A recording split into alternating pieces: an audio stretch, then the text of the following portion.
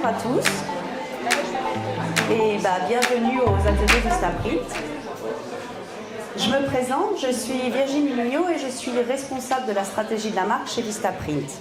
Et je suis avec vous ce matin pour vous expliquer comment définir votre marque. Au cours de cette journée, vous aurez l'opportunité de pouvoir suivre pas à pas les étapes clés pour la création d'une image forte pour votre entreprise. Comme on vous l'a expliqué à l'entrée, nous avons des experts de la stratégie et du graphisme qui sont là aujourd'hui pour vous aider à identifier puis à exprimer les valeurs de votre marque. Nous espérons qu'à la fin de cette journée, vous repartirez avec une idée claire de comment communiquer de manière efficace votre offre sur les différents supports marketing que vous utilisez. Et ne vous inquiétez pas si vous avez déjà défini votre marque. Ce qui est valable pour la définir est également valable pour la redéfinir. D'ailleurs, beaucoup de grandes entreprises sont passées par là, même un groupe comme Apple. Pourquoi est-ce important de bien définir sa marque? Ici, j'aurais commencé par une petite analogie. Votre marque, c'est un peu comme un enfant. Et de la même façon, pour qu'un enfant finisse par devenir mignon, intelligent et bien élevé, il faut l'éduquer. Et bien avec la marque, c'est un peu la même chose. Pour être sûr d'avoir une marque claire et pertinente pour votre entreprise, il faut la définir. Il faut le faire en se basant sur toutes les décisions stratégiques de votre entreprise. Si on ne définit pas clairement notre marque, il y a de forts risques pour que notre vision interne ne soit pas en ligne avec notre communication. Et ce qui risque de se passer, c'est un peu ce qui se passe ici avec notre petit garçon. La vision externe risque d'être très différente de votre vision interne. Et c'est exactement ce qu'on veut éviter avec une bonne stratégie de marque dès le départ. Donc comme je le disais, on ne joue pas avec sa marque comme on joue au Shifumi. Toutes les décisions que vous allez prendre pour définir votre marque ne doivent pas être laissées au hasard. La marque, c'est plus qu'un nom ou un logo. C'est vraiment une promesse que vous faites à vos clients. C'est votre façon de communiquer votre offre, vos services, de manière à vous démarquer de votre entourage, de votre concurrence. Donc il est vraiment important de prendre toutes les décisions liées à l'expression de votre marque de manière réfléchie. Donc première grande question, comment définir la marque? Et là, je voudrais vous demander à vous tous, je sais que vous êtes tous des entrepreneurs, vous avez un projet, peut-être que vous l'avez déjà lancé, peut-être que vous êtes en phase de lancement. Qui parmi vous s'est vraiment posé sérieusement la question avant de lancer son entreprise? C'est bien, une bonne partie. Donc aujourd'hui, je vais suivre avec vous un petit peu quelles sont les différentes étapes à suivre pour essayer de bien définir sa marque. Et je commence avec une citation de Jeff Bezos, créateur et président d'Amazon, parce que toute grande entreprise a commencé en étant petite, et donc il est important de s'inspirer de ces personnes qui ont beaucoup de succès. Et donc Jeff Bezos lui dit: votre marque est ce que les autres disent de votre entreprise quand vous n'êtes pas là. Et tout entrepreneur vous conseillera de voir grand dès le départ.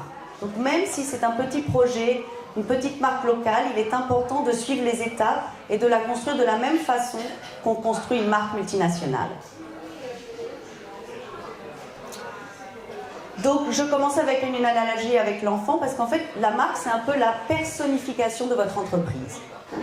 Vous pouvez la considérer comme un ami véritable ou comme juste une connaissance. Vous pouvez les considérer comme des personnes opportunistiques ou des personnes de principe. Mais de la même façon que vous aimez vous relationner avec certaines personnes et pas d'autres, on aime s'engager avec certaines marques et pas d'autres. Et c'est cette personnification qui fait la différence. Donc le premier prémisse est que la marque est vivante. Ça veut dire qu'elle naît, qu'elle vit, mais qu'elle peut être aussi amenée à disparaître. Et c'est exactement ce qu'on essaye d'éviter avec une bonne stratégie de positionnement dès le départ. Le fait qu'elle soit vivante, ça veut dire aussi qu'elle a le pouvoir de générer des émotions. La manière dont les gens vont réagir ou interagir avec votre marque va vraiment dépendre de ce que vous lui faites ressentir. Et là encore une citation d'un poète américain, Maya Angelou, qui dit « Les gens oublieront ce que vous avez dit et ce que vous avez fait, mais ils n'oublieront jamais ce que vous leur avez fait ressentir. » Et c'est la même chose qui se passe quand on interagit avec des marques.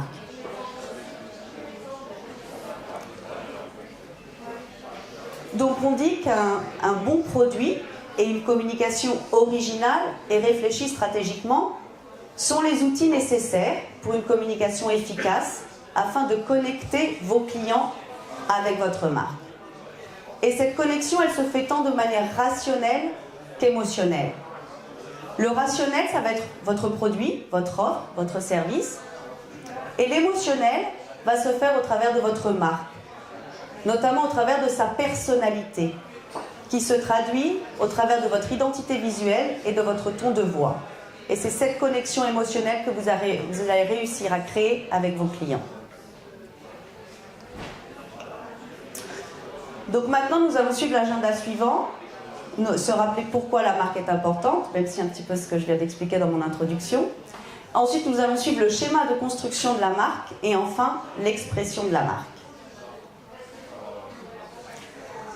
La marque, c'est un peu l'art de vous définir, l'art de définir qui vous êtes. C'est un petit peu comme la partie émergée de l'iceberg. Votre entreprise, c'est tout l'iceberg. Tout ce qui se passe à l'intérieur, c'est ce qu'on ne voit pas, mais la marque, c'est la partie justement qu'on voit, la partie qui va être visible par tout le monde et qui va permettre aux gens de comprendre ce que vous êtes et ce que vous pouvez leur offrir. Donc par où commencer? Tout débute avec le schéma de construction de la marque qui se présente de telle manière. Donc sur la gauche, vous avez les données de votre entreprise et de votre projet. Et sur la droite, les éléments du positionnement. Mais avant de commencer à se lancer dans le schéma de la construction de la marque, il est important de savoir définir votre projet, votre entreprise, votre marque de manière concise et brève. Idéalement à l'aide de 3 mots. Et là, je voulais vous proposer de faire un exercice. Je crois que vous avez tous un petit carnet et un crayon dans le sac que vous avez eu à l'entrée. Et on va prendre quelques minutes pour que vous laissiez le temps de pouvoir essayer de définir votre projet, votre marque, votre entreprise en fonction de là où vous en êtes dans l'évolution du projet, en 3 mots. Par exemple, dans le cadre de Vistaprint, nous sommes une marque inspirante, encourageante et pertinente. C'est de cette manière-là que nous arrivons à nous définir de manière brève et concise. Donc je vous laisse quelques instants pour essayer de définir votre marque. Ici vous avez des exemples de comment d'autres projets, d'autres marques se sont définies, non, par exemple, différents par rapport à inventive, proactive ou débrouillante. Donc dans votre cas, quels seraient ces 3 mots? Afin de suivre le schéma de construction de la marque, nous allons le faire au travers d'un projet d'une entreprise fictive. C'est une entreprise de cosmétiques normande. Et donc ici, c'est une marque qui se dit relaxante, rafraîchissante et revigorante. Et là, vous avez un aperçu de sa planche créative. Comme vous pouvez le voir, les couleurs sont pastel, non, ce qui transmet le calme et le naturel. Le graphisme des produits est épuré, ce qui permet d'avoir une communication vraiment simple et claire. On sait tout de suite que c'est une marque de cosmétiques, que c'est une marque de produits de toilette. Donc maintenant, nous allons essayer de décortiquer un petit peu cette marque, les cosmétiques de Vimereux. Donc comme je le disais, nous allons suivre ces différentes étapes en prenant l'exemple des cosmétiques de Vimereux et en répondant déjà aux questions liées aux données de l'entreprise. Donc, d'abord, votre entreprise. L'idée, c'est d'essayer de répondre à ces questions, telles que qu'est-ce qui vous a poussé à ouvrir votre entreprise? Qu'est-ce qui vous a donné l'idée de votre projet? C'est à ce moment-là qu'on ressort les 3 mots sur lesquels nous avons travaillé tout à l'heure. mais aussi quelle est votre vision à long terme. Comme je le disais au départ, il est important de voir grand dès le départ. Donc incluez cette vision à long terme de votre projet dans votre schéma de construction de la marque. Et donc dans le cadre des cosmétiques de Wimereux, c'est l'héritage local, fait main, qui se préoccupe du bien-être, fait avec tendresse, passion et éthique. Ensuite, votre produit. Que vendez-vous? Qu'est-ce qui vous différencie des autres produits? Qu'est-ce qui fait que votre offre est originale et différente? Et enfin, quel est votre positionnement? Prix, qualité, comment vous vous positionnez par rapport au reste? Et donc dans le cadre des cosmétiques de Wimereux, c'est la qualité, c'est fait main, naturel, accessible en prix et petit plaisir. Ensuite, vos clients. Qui vous achète ou qui va vous acheter si vous n'êtes pas encore lancé? Quelles sont les valeurs de ces gens-là? Quelles nécessités ont-elles ou ont-ils?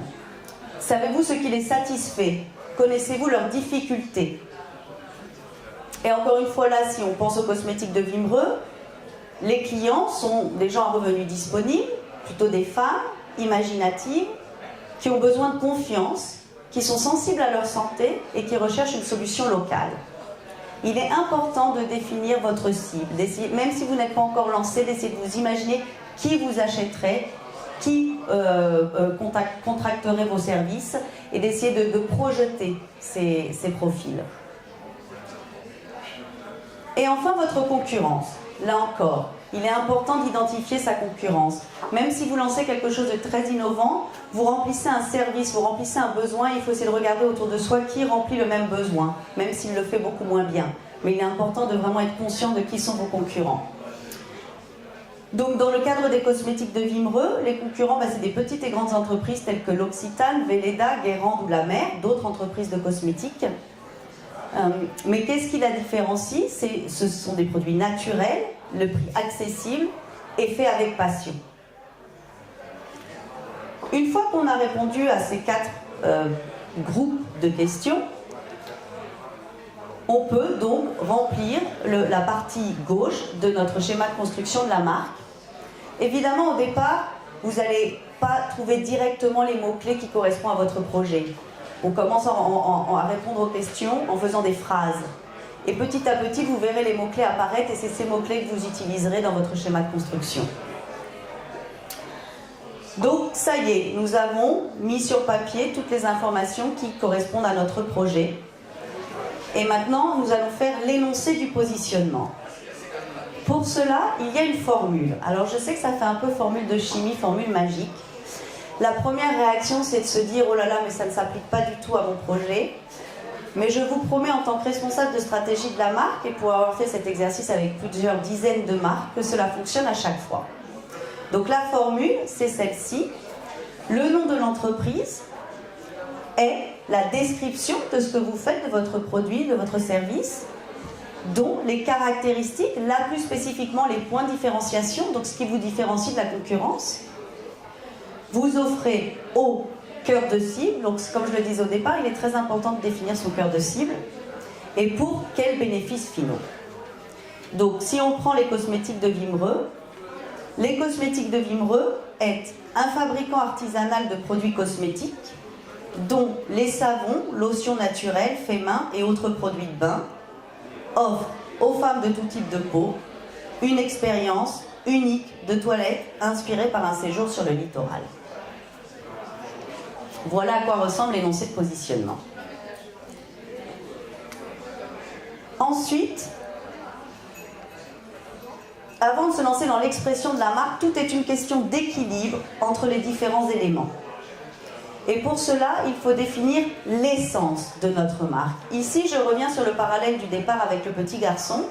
L'essence de notre marque, ce serait le choix de l'habillage de ce petit garçon. Mais donc, avant d'habiller ce petit garçon, il faut qu'on décide si on veut un petit garçon plutôt chic, décontracté, chic, informel ou chic, formel. Et comme vous pouvez le voir, en fonction de l'essence choisie, le résultat final est très différent. Il va se passer exactement la même chose avec votre marque. C'est pour ça qu'il est très important, avant de se lancer dans l'expression de la marque, son expression visuelle, là on va faire le choix des différents éléments, de définir vraiment notre essence. Dans le cadre des cosmétiques de Wimereux, c'est toute l'offre de produits de toilette naturels inspirés par le littoral. Chaque mot de l'essence est vraiment choisi avec soin, parce que c'est ce qui va influencer le travail du graphisme visuel, qui est l'étape d'après. Donc, l'expression de la marque. L'expression de la marque, ça va être vraiment l'expérience. L'expression de la marque commence par l'identité visuelle. L'identité visuelle, c'est l'aspect visuel de votre marque créé par l'entreprise pour provoquer des sensations, des expériences avec la marque. Il est donc important que tous les points de contact avec le client aient le même aspect visuel, et ce depuis la carte de visite jusqu'à la publicité dans un magazine local. Et c'est ce que vous allez définir au travers de votre expression. Une marque qui va être reconnaissable. Les gens vont pouvoir comprendre tout de suite de qui il s'agit et ce que vous pouvez lui offrir ou leur offrir. Donc avant de se lancer dans l'expression de la marque des cosmétiques de Wimereux, je voudrais partager avec vous des exemples de marques connues. Donc tout d'abord Nivea. Il faut savoir que Nivea a fait le choix de cette couleur bleu nuit pour ses produits, couleur bleu nuit qu'elle utilise sur l'ensemble des produits de sa gamme. Et le choix de cette couleur est le cas depuis plus de 100 ans. Donc la marque s'est lancée en 1911 avec un packaging différent, mais en 1925, elle est repassée par un repositionnement, elle a revu son packaging, et depuis 1925, il travaille avec la même couleur. Et pour démontrer qu'on peut toujours être original et être impactant, même avec une seule couleur et la même couleur depuis presque des centaines d'années, c'est que là encore, ils arrivent à en jouer, et c'est donc la publicité de leur crème de nuit, et donc ils jouent avec la couleur bleu nuit et le croissant de lune. Un autre exemple, alors là je suis désolée, je n'ai pas trouvé l'exemple en français, mais c'est l'exemple de Mini. Quand Mini a voulu lancer son Mini Club, ils ont décidé de baser l'ensemble de leur campagne sur l'idée de c'est une voiture qui n'est pas si mini que ça. Et donc pour être sûr de ne pas perdre leur crédibilité et vraiment communiquer cet aspect, nous sommes conscients que nous faisons une voiture un peu différente de ce que nous avions l'habitude de faire, mais ne vous inquiétez pas, c'est bien toujours une Mini. Et donc je traduis pour vous, mais ce que dit le slogan ici, c'est « Cela ressemble à Beyoncé, cela bouge comme Beyoncé, Beyoncé, est-ce que c'est toi ?» Donc vraiment, on joue sur le fait de, ben oui, ça ressemble peut-être pas vraiment à une Mini, mais si, je vous rassure, c'est bien une Mini avec toutes les qualités et les valeurs de la marque que cela a dû. Et enfin, Lego. Lego, la marque de la créativité, de la versatilité. Quand on a des pièces de Lego, quand on achète des Lego, on peut soit faire le choix de suivre la maquette du modèle, soit décider de créer sa propre maquette. Tout est une question de pouvoir d'imagination. Et donc c'est le monde de l'imagination, ici communiqué à l'aide d'une seule image, de manière claire et directe. On comprend tout de suite quel est le message. Donc comme vous avez pu le voir, au travers de ces marques connues et appréciées, elles ont des points en commun. Et donc notamment, ce sont des publicités uniques et originales. Il est important quand vous commencez à créer ou à repositionner votre marque, de vous démarquer du reste, que vous soyez reconnaissable et donc mémorable, afin que les gens ensuite, quand ils verront votre marque, pourront se souvenir de vous et se souviendront de ce que vous pouvez leur offrir. Il faut également qu'elle soit simple. Non, il est important que ça soit lisible, clair, intentionnel et compréhensible. Que les gens puissent comprendre tout de suite ce que vous voulez leur communiquer. Mais également émotionnel. Non, on a parlé des émotions, la marque a le pouvoir de provoquer des émotions. Il est important d'avoir ces émotions aussi au travers de votre communication, mais bien évidemment les émotions que vous avez décidé de communiquer stratégiquement. Donc là, il faut être conscient des émotions qu'on provoque. Donc que vous ayez l'intention de créer votre marque vous-même ou à l'aide d'un graphiste professionnel, on vous conseille vraiment très vivement de suivre toutes les étapes du schéma de construction de la marque. C'est ce qui vous permettra de vous assurer la création d'une marque claire et pertinente et en ligne avec vos valeurs. Et bien évidemment, gardez en tête les 4 principes que j'évoquais avant, donc unique, mémorable, simple et émotionnel, qui sont un petit peu les principes à vous guider sur le chemin de la construction. Donc, l'expression visuelle, c'est composé principalement de 4 éléments, les couleurs, les caractères, le logo et la photographie. Il est donc important de choisir les éléments de manière cohérente et qu'ils puissent vivre ensemble de manière harmonieuse. Et chaque élément apporte un élément, apporte quelque chose à votre marque, Et le choix de ces éléments va dépendre évidemment de votre produit, de votre concurrence et des traits de personnalité de votre marque. Donc la couleur doit représenter la nature de votre personnalité. Chaque couleur représente des émotions différentes. Si vous voulez en savoir plus, il est très facile d'avoir des informations sur Internet. Vous tapez la psychologie des couleurs et vous verrez à quoi correspondent chacune des couleurs. Vous pouvez également retrouver sur notre site dans Idées et Conseils tout un article sur la psychologie des couleurs. Par exemple, le noir, c'est l'élégance et l'autorité, mais c'est aussi le mystère. Donc à vous de choisir les couleurs qui correspondent aux traits de personnalité de votre marque ou de votre projet. On conseille également de ne pas multiplier les couleurs. L'idée, c'est d'être reconnaissable. Si vous commencez à travailler avec des palettes de couleurs, par exemple 5 couleurs différentes, il est plus difficile de vous reconnaître. Donc normalement, toute grande marque travaille en moyenne avec 2 ou 3 couleurs. Et voire certaines, comme on a vu, Nivea, une couleur. Enfin bon, en fait, c'est bleu et blanc, on va dire 2 couleurs. Donc ensuite, les caractères. Les caractères, c'est votre ton de voix. Il y a des caractères plus ou moins doux, plus ou moins tendres et plus ou moins autoritaires. Il est vraiment important de choisir la police qui est en ligne avec vos traits de personnalité. Et là, si bien sur la couleur, je pense qu'on peut vraiment faire le choix tout seul. Il y a énormément d'informations sur Internet. Le monde de la police est beaucoup plus compliqué et moi, je vous conseillerais vivement de discuter avec un graphiste professionnel. Ensuite, le logo.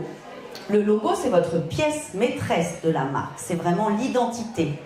Donc, il est important qu'il soit reconnaissable, évidemment, mais également déclinable et durable. Pensez que votre logo, vous allez devoir l'utiliser sur différents types de supports marketing, des supports plus ou moins grands, des formes plus ou moins différentes. Donc, à la création du logo, l'aspect déclinable est vraiment important. Sinon, quand vous commencerez à travailler sur vos communications, vous risquez de vous confronter à des soucis au moment d'essayer de vouloir travailler avec votre logo. Et enfin, la photographie. La photographie, c'est l'image. C'est ce qui permet de mettre en avant vos produits, mais également d'inspirer vos clients. C'est ce qui va créer votre style de communication.